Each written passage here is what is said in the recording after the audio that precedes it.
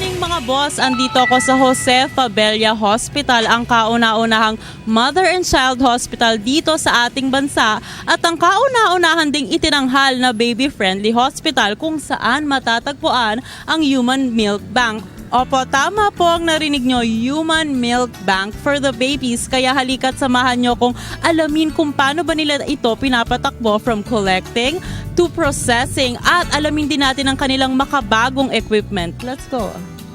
Sir, paano naman po ba nabuo itong cooperation ng Rotary Club of Timog at ng Jose Fabella Hospital? Nakita lang si Governor Francis Rivera tsaka yung District Governor ng Korea, si District Governor Lee. Isang event, isang Rotary function sa US at napag-usapan nila na ang Korean Rotary Club ay magdo-donate ng $10,000. Ganun lang siya nag-start, ganun lang kasimple. Meron tinatawag na 6 areas of focus ang Rotary, one of which is maternal and child care. Doon bumabagsak yung Human Milk Bank Project ng Rotary Club of Timog and ng District 3780. Go, why did you choose Fabella as the beneficiary of this pasteurizer machine? You know, there is no other hospital in the Metro Manila area that has this number of mothers giving birth, and you can see there the number of those who can donate milk. You know? But you know, we have a problem of storing milk because there has to be that process of going through pasteurizing, and so we thought of this Fabella. I think we must make a more close relationship, Philippines and Korea. This project is a very important project, human milk project. Pasteurizer equipment is to keep on the low temperature to nutrition, clean condition. So this will be introduced. Then about 2,400 sick infant and the precocious baby will be utilize this.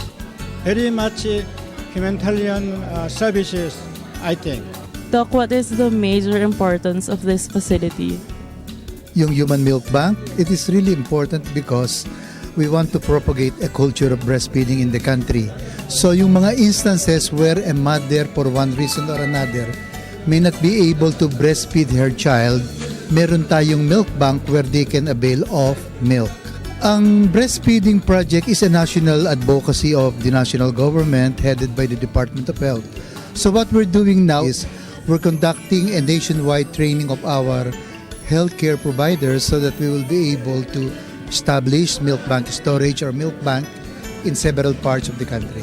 Alam naman natin na ang human milk or breast milk ng mother is the optimum nutrition for the infant. So there is no better substitute than the own mother's milk.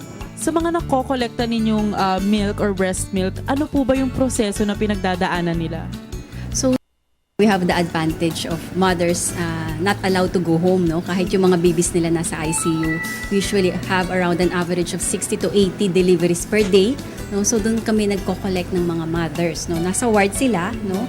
It's given free by the government, no? Free yung board and lodging nila, no? And we usually, bulk of our donors, no, come from the ward, no? Compared to other existing milk banks dito sa Philippines, that most of our donors nila galing sa community. Hindi to mandatory, and we usually ask them to sign with regards to their health, no, kung meron silang mga medications na iniinom, kung meron silang mga sakit, no, yung mga babies din nila may problem, no. So there's a form, a standardized questionnaire form that we allow them to sign. So here is the laminar flow hood, no, wherein we pull yung raw milk that we collect, no. We usually do it by batch, mga 4 to 6 mothers per batch. So once we pull them into one flask, no, we get a pre and post culture, no. So we check for bacterial growth. Syempre kailangan din natin i-see to it na safe, no, walang bacteria yung milk. Kung negative to, that's the time we pasteurize it. So we collect around mga 2 to 4 liters per day. At sino-sino naman po ba ang pwedeng maka-acquire nitong breast milk? So we do it by prioritization, no. Most recipients are those in the ICU. Yung mga prematures, yung mga sick babies, no. So we prioritize. O ayan mga boss, napanood natin ang Human Milk Bank dito sa Fabella Hospital. At for sure kayo dyan mga nanay, marami kayong natutunan na health benefits ng breast milk para naman lumaking malusog ang inyong mga sanggol. At ito po ulit si Carla Paderna for One Life.